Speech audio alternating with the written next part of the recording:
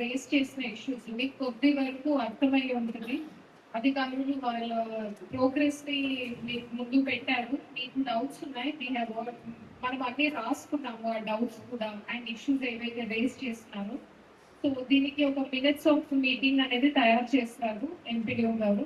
మీరు దయచేసి సర్పంచ్ల మినిట్స్ ఆఫ్ ద మీటింగ్ కూడా తీసుకోవడానికి ప్రయత్నించండి.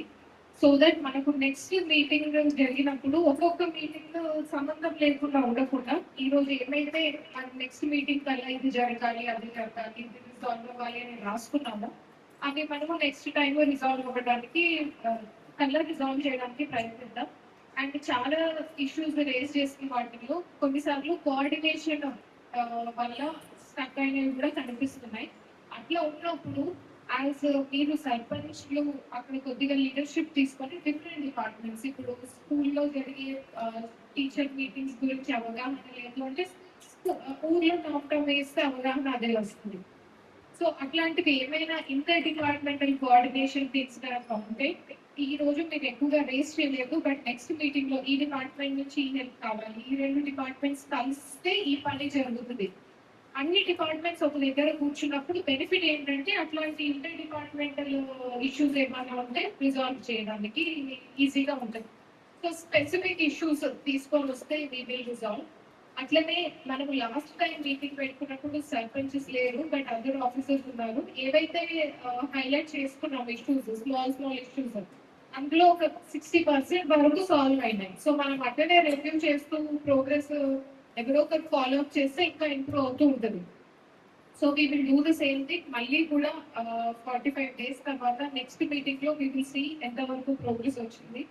ఆల్ మీరు చెప్పిన అన్నింటినీ కూడా ఏదైతే యాక్షన్ టేకెన్ అడిగామో concern officers have to submit action taken report. For example మనము anaemia testing in tribal welfare school అనుకున్నాం. సో దాన్ని చేసినారా, ఏమొచ్చింది, what is the result, what is action plan, అట్లా వాళ్ళు ఏవైతే పాయింట్స్ రేజ్ చేసినారో ఏ పాయింట్స్ అయితే మినిట్స్ లో రాసి పెట్టినారో వాటన్నిటి మీద we will discuss once again in the next meeting. అట్లనే టిఆర్ఏ గారు చెప్పినట్టు ఏవైతే లోకల్ లెవెల్లో టాయిలెట్స్ ఉన్నాయో school toilets, I genuinely believe మన సర్పంచెస్ లీడర్షిప్ తీసుకుంటేనే స్కూల్ టాయిలెట్స్ అవుతాయండి.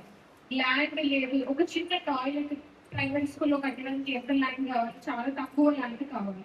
ఆ ల్యాండ్ ఇప్పించే బాధ్యత ఎంఆర్ఓ గారికి. Nothing doing. స్కూల్ ఉంది అంటే స్కూల్ కి టాయిలెట్ ఉండాలి. ఇప్పుడు ఎప్పుడో స్కూల్ కి డొనేట్ చేసిన వాళ్ళు టాయిలెట్ కూడా ఉంటుంది అనుకునే డొనేట్ చేస్తున్నారు కానీ స్కూల్ కి ఇస్తాము టాయిలెట్ ఇవ్వము అని అనలేదు కదా. సో మనం కూడా అట్లనే ఇంటర్ప్రిట్ చేసుకోవాలి.